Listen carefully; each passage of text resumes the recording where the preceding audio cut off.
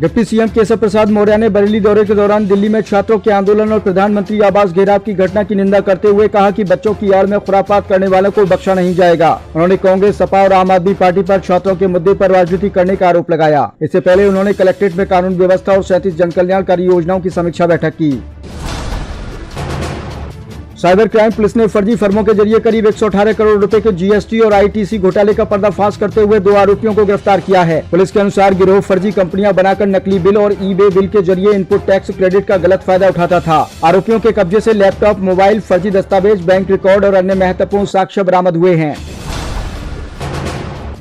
108वें विश्व विख्यात उर्स रजबी की तैयारियों के बीच दरगाह आला हजरत के प्रतिनिधि मंडल ने मुरादाबाद मंडल के डीसीएम महेश यादव से मुलाकात कर उर्स के दौरान स्पेशल ट्रेनें चलाने, ट्रेनों में अतिरिक्त कोच लगाने, टिकट विंडो बढ़ाने और जायरीनों की सुरक्षा और सुविधाएं बेहतर करने की मांग की। प्रतिनिधि मंडल ने डीआरएम के नाम ज्ञापन भी सौंपा।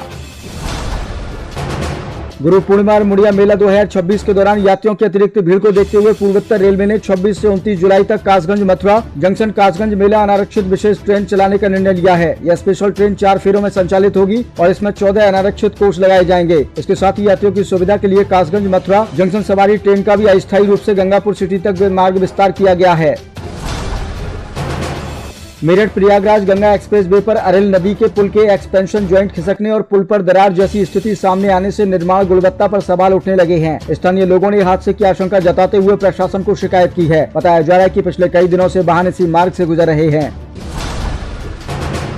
मुख्यमंत्री योगी आदित्यनाथ ने गोरखपुर के विकास कार्यों, जल निकासी और बाढ़ तैयारियों की समीक्षा करते हुए अधिकारियों को स्पष्ट दिशा निर्देश दिए कि शहर में किसी भी हाल में जल भराव नहीं होना चाहिए। उन्होंने नालों की सफाई, अतिक्रमण हटाने और पंपों के संचालन, तटबंधों की निगरानी सुनिश्चित करने के साथ स्वास्थ्य केंद्रों पर एंटी स्कैब वेनम और एंटी रेबीज वैक्सीन उपलब्ध रखने के निर्देश दिए।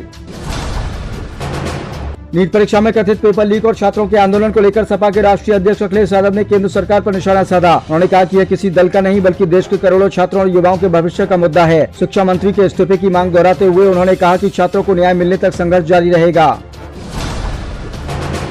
श्री राम जन्मभूमि तीर्थ क्षेत्र ट्रस्ट ने बुधवार को हुई बैठक में राम मंदिर की धार्मिक व्यवस्थाओं को और सुदृढ़ करने के लिए बड़ा फैसला लिया। ट्रस्ट ने रामानंदी परंपरा के अनुसार पूजा अर्चना की देखरेख के लिए अयोध्या के प्रमुख संतों को शामिल करते हुए 9 सदस्यीय धार्मिक समिति का पुनर्गठन किया है। समिति की अध्यक्षता ट्रस्ट के कोषाध्यक्ष स्वामी गोविंद देव गिरी करेंगे।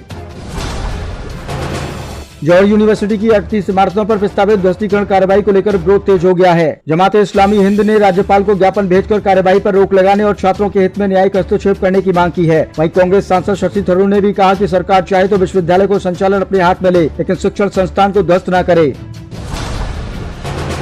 नीट परीक्षा में कथित अनियमितताओं और शिक्षा सुधार की मांग को लेकर चल रहे सीजेपी आंदोलन के बीच राजनीतिक हलचल और तेज हो गई है। कांग्रेस नेता राहुल गांधी ने केंद्रीय शिक्षा मंत्री धर्मेंद्र प्रधान के इस्तीफे और छात्रों पर पुलिस कार्रवाई की जांच, साथ ही प्रधानमंत्री से पूरे मामले पर सार्वजनिक प्रतिक्रिया देने की मांग उठाई है। उन्होंने दावा किया कि पिछले 10 वर्षों में 152 पेपर लीक की घटनाएं हुई हैं।